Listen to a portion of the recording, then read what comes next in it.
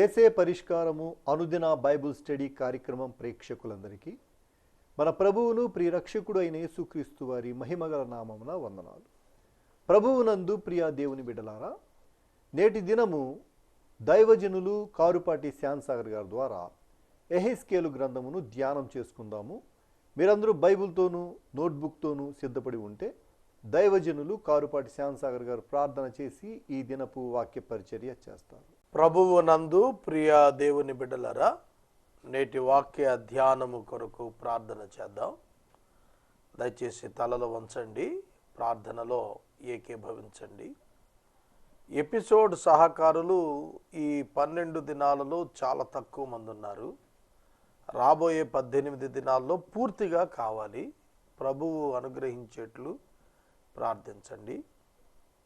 ఈ దినపు వాక్య భాగాన్ని గ్రహించటానికి ఒక 4 కలర్ఫుల్ స్లైడ్స్ ఇంగ్లీష్లో తయారు చేసినవి మీ ముందు డిస్ప్లే చేయటం జరుగుతుంది. వాటితో మీకు స్పష్టంగా అర్థమవుతుంది. గత దినాలు మనం 41, 42, 43, 44 అధ్యాయాల్లో దేవాలయాన్ని గురించి మనం చూసాం. దేవాలయం యొక్క కలర్ఫుల్ పిక్చర్, ఆ యొక్క నమూనా, ఒక విధంగా ప్లాన్ ప్రింట్ మీ ముందు నేను ఉంచుతాను. తరువాత ఈ దినం అధిక భాగం వీటిని మీరు పరిశీలిస్తూ వాక్యాన్ని వింటే స్పష్టంగా మీకు అర్థమవుతుంది. 41 నుండి 44 అధ్యాయాల వరకు మందిరం, temple of God, millennium temple of God. 45, 46 అధ్యాయాల్లో ఒక స్పెషల్ ప్లేస్, 25,000 క్యూబిక్స్ స్క్వేర్ ఉన్నటువంటి, చతురస్రాకారంగా ఉన్నటువంటి ప్రత్యేక స్థలం, ఇరువైపులా కూడా ప్రభువునకు చెందిన భూభాగం ప్రత్యేకంగా ఉండేటట్టుగా ఉన్నది వివరణ జరుగుతుంది. ఈ విషయాలు మనం వాక్య ధ్యానంలో ధ్యానిద్దాం, ప్రార్థించుకుందాం. మమ్మను మిక్కిలిగా ప్రేమిస్తున్న ప్రియ ప్రభు, మీకు వందనాలు. వాక్యోపదేశము ప్రజలు గ్రహించుటకు సహాయం చేయండి. యేసు నామమున ప్రార్థిస్తున్నాము తండ్రి, ఆమెన్. ప్రభువునందు ప్రియ దేవుని బిడ్డలారా, మనం 45వ అధ్యాయం ఎహెస్కేలు గ్రంథం ప్రారంభించుకుందాం. ఈ అధ్యాయం ప్రారంభించే ముందు 2-3 మాటలు చెప్పాలి. పాత నిబంధన గ్రంథం ఆదాము మొదలుకొని, సృష్టి ప్రారంభం మొదలుకొని మలాకీ గ్రంథం వరకు ఉన్నటువంటి చరిత్ర రికార్డు చేశాడు. పాత నిబంధనలు 430 సంవత్సరాలు silent period between Malachi and the book of Matthew gospel. మత్తయి సువార్తికుని యొక్క సువార్త మలాకీ మధ్య 430 సంవత్సరాల నిశ్శబ్ద కాలం. తరువాత మత్తయి సువార్త మొదలుకొని మనకు ప్రకటన గ్రంథం 20వ అధ్యాయము వరకు వచ్చేటప్పటికి సంఘకాలం. ప్రకటన గ్రంథం చివరకు వచ్చేటప్పటికి మనకు సంఘకాల ప్రారంభం, అపోస్తుల కార్యం నుండి చూస్తాం. 4 సువార్తలు యేసు ప్రభువు యొక్క జీవన కాలం 33.5 సంవత్సరాలు వివరణ ఇస్తాం. ప్రకటన గ్రంథం 20వ అధ్యాయం 5వ వచనం దగ్గరికి వచ్చేటికి పునరుత్థానం గురించి మాట్లాడాడు, 1000 ఏండ్ల పాలన గురించి మాట్లాడాడు. ఈ డిస్పెన్సేషన్ మనకు అర్థం కావాలి. ఆదాము మొదలుకొని అబ్రహాము వరకు 2000 సంవత్సరాల చరిత్ర. అబ్రహాము మొదలుకొని యేసుక్రీస్తుకు 2000 సంవత్సరాల చరిత్ర. యేసుక్రీస్తుకు పూర్వం 1000 ఏండ్లప్పుడు, అబ్రహాము తరువాత 1000 ఏండ్లప్పుడు దావీదు చక్రవర్తి నివసించాడు. క్రీస్తు పూర్వం 1450లో, అబ్రహాము తరువాత 550 సంవత్సరాలకు, ఆదాము మొదలుకొని 2500 సంవత్సరాలకు మోషే నివసించాడు. మోషే ఇచ్చిన ధర్మశాస్త్రం పాత నిబంధనలో అమలులో ఉన్నది, యేసుక్రీస్తు దానిని సంపూర్తి చేసి కొట్టివేశాడు. కనుక కృపాకాలం ముగింపు మొదటి పునరుద్ధానంతో ముగుస్తోంది. ఆ తర్వాత 1000 ఏండ్ల పాలనకు ఏ విధమైనటువంటి నియమ నిబంధనలు ఉంటాయి అనేది ఈ యెహెజ్కేలు భక్తుడు చెప్పగలిగాడు. ఇది విశేషం. మోషే మొదట ఆ ధర్మశాస్త్రం తెచ్చి ఏ విధంగా నీతి నిబంధనలు, నియమ నిబంధనలు, కట్టడలను గురించి మాట్లాడుతూ వచ్చాడో ఆ ప్రజలకు, పాత నిబంధన వారికి, అలాగన మిల్లీనియం పీపుల్ 1000 ఏండ్ల పాలనలో ఉన్న ప్రజల కొరకైన ప్రత్యేకమైనటువంటి వాక్కు తీసుకొచ్చిన వాడు యెహెజ్కేలే. బైబిల్ గ్రంథం ఇట్స్ సో బ్యూటిఫుల్ బుక్, చాలా అద్భుతమైనటువంటి గ్రంథం. నేను ఈ యెహెజ్కేలు గ్రంథం చదువుతుంటే నాకేమనిపిస్తుందో వాస్తవంగా సత్యం చెబుతున్నాను. ఇంకా చదవాలి, ఇంకా చదవాలి, ఇంకా చదవాలి, ఇంకా ధ్యానించాలి, ఇంకా నేర్చుకోవాలి అని అనిపిస్తుంది. ఒక్కొక్క అధ్యాయం, ఒక్కొక్క వచనం చదవటానికి అత్యధిక సమయం పడుతోంది నాకు. ఇది 3వ పర్యాయం నేను బైబిల్ని ధ్యానం చేస్తున్నాను. ఎంత గొప్ప మర్మముల చేత వ్రాయబడింది, ఎటువంటి అద్భుతమైన సత్యాల చేత నిర్మాణం చేయబడింది. కనుక ఈ యొక్క అధ్యాయాలు మీరు అర్థం చేసుకుంటే బైబిల్ మనకు బాగా తెలుస్తుంది. 45వ అధ్యాయంలో ఒక ప్రత్యేకమైన స్థలంగా 3 విభాగాలు ఏర్పాటు చేయబడ్డాయి. అది ఒక విధంగా మనం చూస్తే it is a special place, ఒక ప్రత్యేకమైన స్థలం. 2 ప్రక్కల కూడాను అధిపతి అని తెలుగు భాషలో, ప్రిన్స్ అని ఇంగ్లీష్ భాషలో వ్రాయబడి మెస్సియాగా గుర్తించబడిన ఆయన యొక్క నివాసము, ఆయన యొక్క ప్రత్యేక వినియోగార్థం 2 ప్రత్యేక స్థలాలు విడిగా ఉండగా మధ్యలో, ఆ రెండింటి మధ్యలో 3 విభాగాలుగా స్థలాన్ని విభజించాడు. ఇశ్రాయేలీయులు రాజ్యాన్ని తమ కొరకు స్వాస్థ్యాలుగా పంచుకునే సందర్భం రాబోతోంది. ఆ వస్తున్న సందర్భాన ప్రత్యేకంగా priests district, Levites district, Israelites districts అంటే 3 భాగాలు. ఒకటి 10,000 క్యూబిక్స్, మరొకటి 10,000 క్యూబిక్స్, మరొకటి 5,000 క్యూబిక్స్.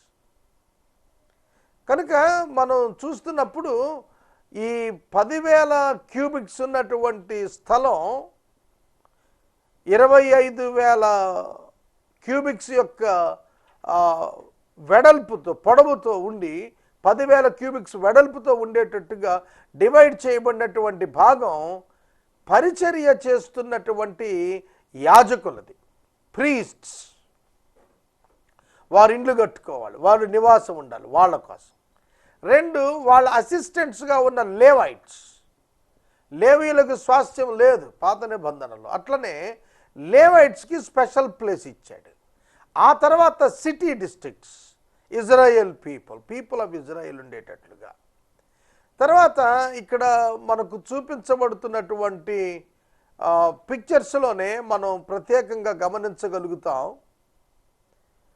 ఇశ్రాయేలు 12 గోత్రాల వారు ఈ పరిశుద్ధ స్థలంగా, ప్రత్యేక స్థలంగా, ప్రతిష్ఠిత స్థలంగా ఉన్న దాని చుట్టూత 4 భాగాల్లో ఏ విధంగా మోషే ఇచ్చాడో అదే విధానములో సొలొమోను డివైడ్ చేసి చూపించాడో అలాగే ఇక్కడ కూడా చేయమన్నాడు.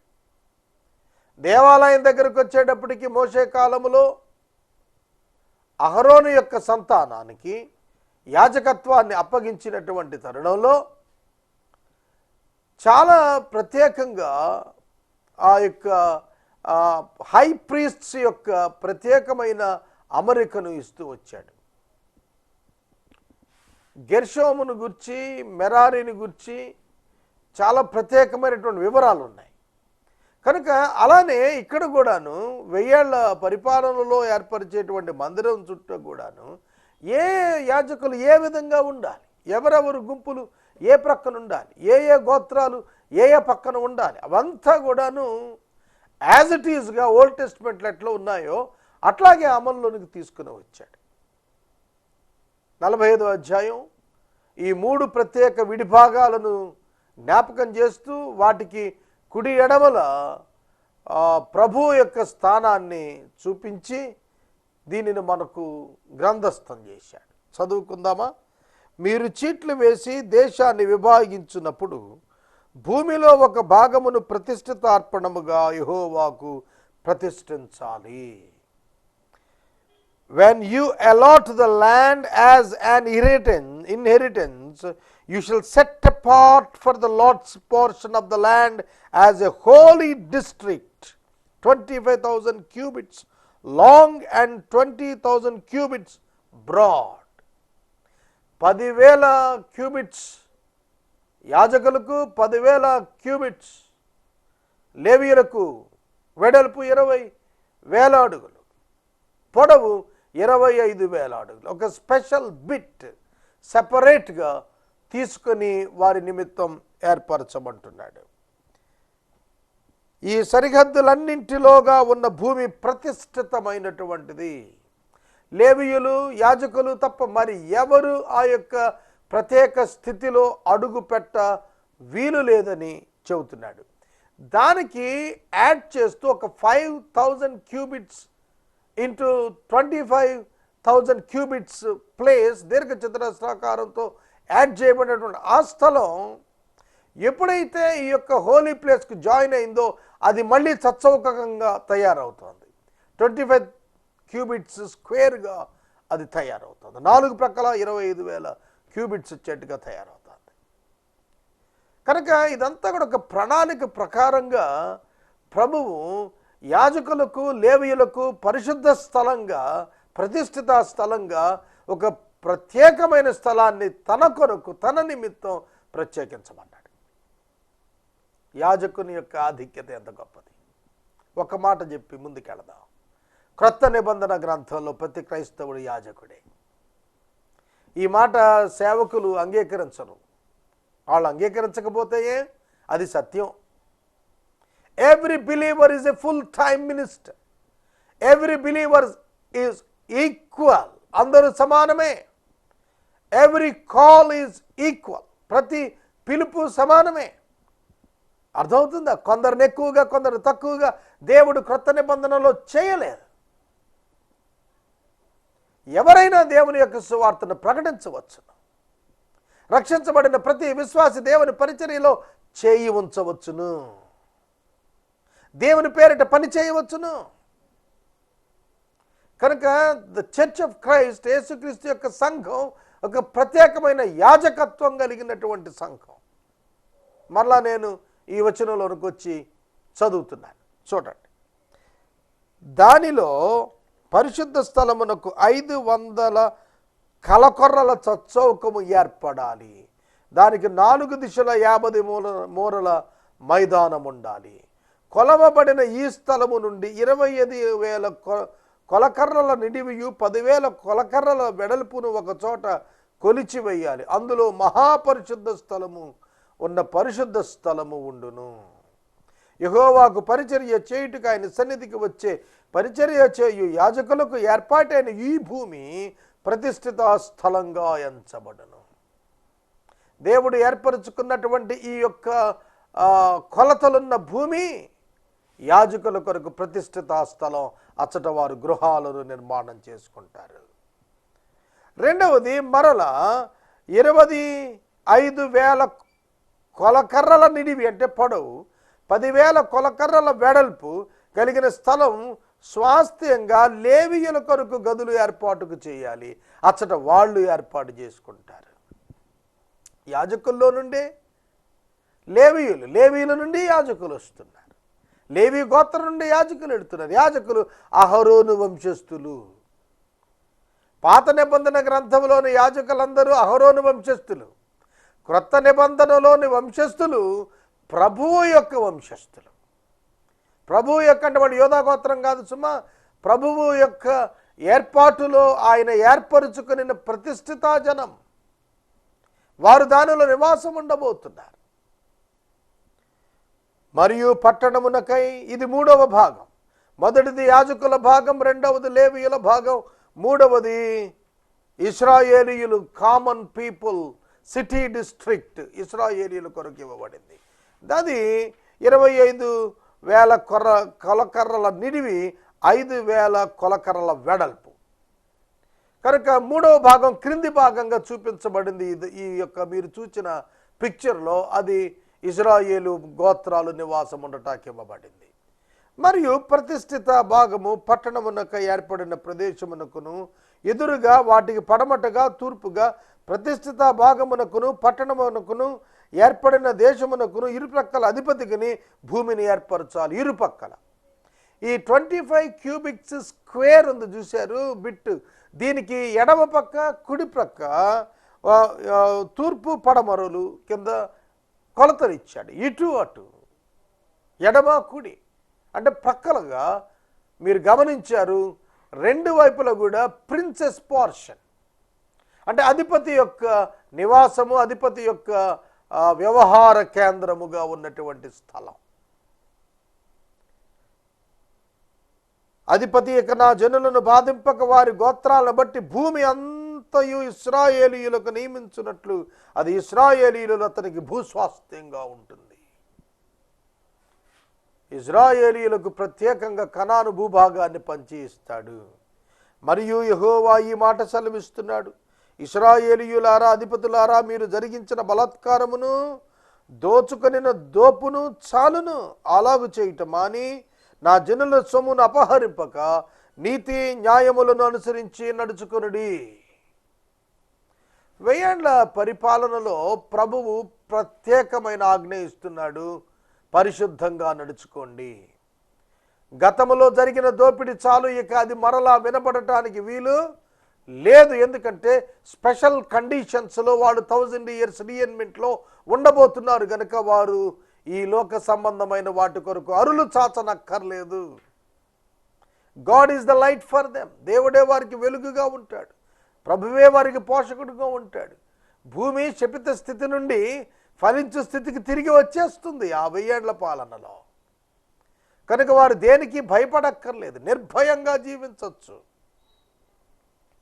కనుక ప్రభువు కోరుతోంది ఏమిటంటే ప్రజల సొమ్ము అపహరించొద్దు, నీతి న్యాయాలు అనుసరించి నడుచుకోమన్నాడు. ఇవాళ ఈ స్థితి ఎక్కడ కనిపించదు. నీతి న్యాయాలను అనుసరించి నడుచుకునే స్థితి ఈ భూమి మీద కనపడదు. ప్రభువు రాకడలో, ప్రభువు యొక్క 1000 ఏళ్ల పాలనలో కనిపిస్తుంది. తర్వాత 10వ వచనం, ఖరా త్రాసులను, ఖరా పడిని, ఖరా తూమును, ఒకటే పడియు ఒకటే తూమును మీరు ఉంచుకొనవలెను. ఇది మనకు జకర్యా గ్రంథములో చెప్పబడిన ఈ ఖరా త్రాసు అనేటువంటిది 1 kind of measurement for the paddy. ధాన్యాన్ని కొలిచేటువంటి ఒక కొలత. ఓమేరులు 10 ఓమేరులు కలిపినటువంటి ఒక కొలతతో కూడిన దానిని మీరు ఉంచుకోండి అన్నాడు. ఎందుకంటే మనకు సామెతల గ్రంథంలో కూడా చెప్పాడు, అక్రమమైన త్రాసు దేవునికి యెహోవాకు హేయం.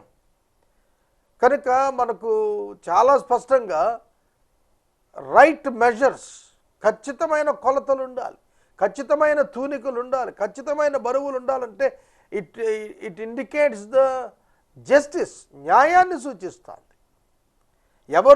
ఎవరిని దోచుకోకూడదు అనే దానికి కొలమానము ఇక్కడ మనకు ఇస్తున్నాడు. కొల, తూము అనే పదాలు ఇక్కడ వాడబడ్డాయి. దీనిని హీబ్రూ భాషలో ఎఫాహా అని అన్నారు. ఎఫాహ్ అనేటువంటి పేరు త్రాచుకు వాడబడింది, కొలతకు, మెజర్కు వాడబడింది. మనం కిలోగ్రామ్స్లో, లీటర్స్లో కొలుస్తాం చూశారు. అదేవిధంగా ఆ కొలమానం, ప్రత్యేక కొలమానం ఓల్డ్ టెస్ట్మెంట్లో ఏవైతే ఇశ్రాయేలీలకు అలవాటుకున్నావో వాటినే తీసుకొని సమమైన కొలమానం ఉండేటట్లుగా చూసుకోమన్నాడు. 11వ వచనం నుండి వీటి విషయం 12వ వచనం వరకు కనిపిస్తోంది. తూము పందుములో 10వ పాలు పట్టునదై ఉండాలి, పందుము మీకు పరిమాణముగా ఉండాలి. తుల ఒక్కంటికి 20 చిన్నముల ఎత్తు, 60 ఒక్కంటికి 20 తులముల ఎత్తు, 25 తులముల ఎత్తు, 15 తులముల ఎత్తు ఉండాలి. ప్రతిష్ఠిత అర్పణములు చెల్లించాలి. 180 పండ్ల గోధుమలలో 3 పళ్ళ వంతున, 108 పళ్ళ ఎవలలో 3 పళ్ళ వంతున చెల్లించాలి. అర్పణలను గూర్చి చెల్లించుటను గూర్చిన వివరాలు ఇవి. తైలము చెల్లించేటప్పుడు 180 పళ్ళ నూనెలో పడియు 30 వంతున చెల్లించాలి. తూము 180 పళ్ళు పట్టునదగాలి. మరియు ఇశ్రాయేలు నిమిత్తం ప్రాయశ్చిత్తం చేయుటకు నైవేద్యమును, దహన బలిని, సమాధాన బలిని, మంచి మేపు తగిలిన గొర్రెలలో మందలకు 200లో ఒకదాన్ని తేవాలి. కౌంట్ ఇస్తున్నాడు. 200 బలమైన వాటిలో ఒకటి తెచ్చి దహన బలిగా అర్పించమన్నాడు, కృతజ్ఞతగా అర్పించమన్నాడు. 16-17 వచనాల్లో వ్రాయబడినటువంటి మాట పాత నిబంధన గ్రంథంలో ఉన్నటువంటి సునాద వస్త్రాన్ని సూచిస్తోంది. సునాద వస్త్రము అనగా 50 సంవత్సరాలకు ఒక్కసారి సునాద వస్త్రం గమనించబడుతుంది. ప్రతి 7వ సంవత్సరము విశ్రాంతి సంవత్సరం. 7 విశ్రాంతి సంవత్సరాలు అనగా 7 × 7 49 విశ్రాంతి సంవత్సరాలు. 49 సంవత్సరాలు, 7 విశ్రాంతి సంవత్సరాలు కంప్లీట్ అయిన ఇమీడియట్ ఇయర్ సునాద సంవత్సరం, 50వ సంవత్సరం. 50వ సంవత్సరాన ప్రతి యూదుడు తన స్వాస్థ్యాన్ని తిరిగి పొందుతాడు. ఆ వారసులు ఆ స్వాస్థ్యాలను ఆ యజమానుల నుండి తిరిగి హక్కు వెనకకు పొందుతారు. కాబట్టి ప్రతి ఇశ్రాయేలీయుడు తన స్వాస్థ్యాన్ని తానే కలిగి ఉండేటట్లుగా దేవుడు ప్రణాళిక చేశాడు. ఆ యొక్క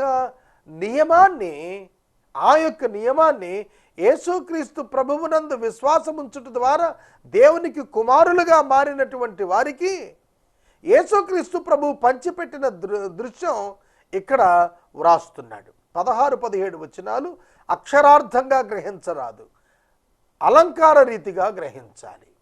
ఎందుకంటే అధిపతికి ఇక్కడ కుమారులు ఉన్నారు.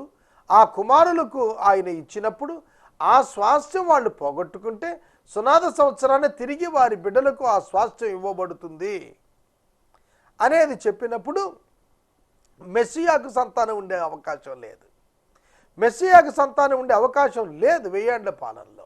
కాబట్టి ఇది ఆధ్యాత్మిక సంబంధమైనటువంటి బిడ్డలుగా ఎవరైతే ఎంచబడి ఉన్నారో వారిని గురించి ఇవ్వబడినదిగా మనం చూస్తాం. ఇక్కడ మరలా కుమారులు అనేటువంటి పదం వాడినప్పుడు Old Testament priests, Old Testaments పీపుల్లో సెయింట్స్ ఎవరైతే ఉన్నారో, అంటే ఎవరైతే పునరుత్థానం చెందినటువంటి ఆ యొక్క శ్రేష్ఠులైన యోధా భక్తులు ఉన్నారో వారికి స్వాస్థ్యములుగా ప్రభువు అబ్రహాముకిచ్చిన వాగ్దానం నెరవేరుస్తూ భూమిని ఇచ్చినప్పుడు అది వారికే ఆ 1000 ఏళ్ల సంవత్సరాలు చెంది ఉండేటట్లుగా ప్రభువు శ్రద్ధ తీసుకున్నాడు అనేది మనం అర్థం చేసుకోవాలి. 18వ వచనం చదువుకుందాం. ప్రభువు యెహోవా సెలవిచ్చినదేమనగా, మొదటి నెల మొదటి దినమున నిర్దోషమైన కోడెను తీసుకుని పరిశుద్ధ స్థలము నిమిత్తము పాప పరిహారార్థ బలి అర్పించవలెను. చూడండి, మొదటి నెల మొదటి దినము, మొదటి నెల మొదటి దినము, మొదటి నెల 14వ దినము పస్కా పండుగ జరుగుతుంది. ఇక్కడ మొదటి నెల మొదటి దినమున నిర్దోషమైన కోడెను పరిశుద్ధ స్థలంలో పాప పరిహారార్థ బలిగా అర్పించమన్నాడు. ప్రభువైన యేసుక్రీస్తునందు పాప పరిహారం జరిగింది.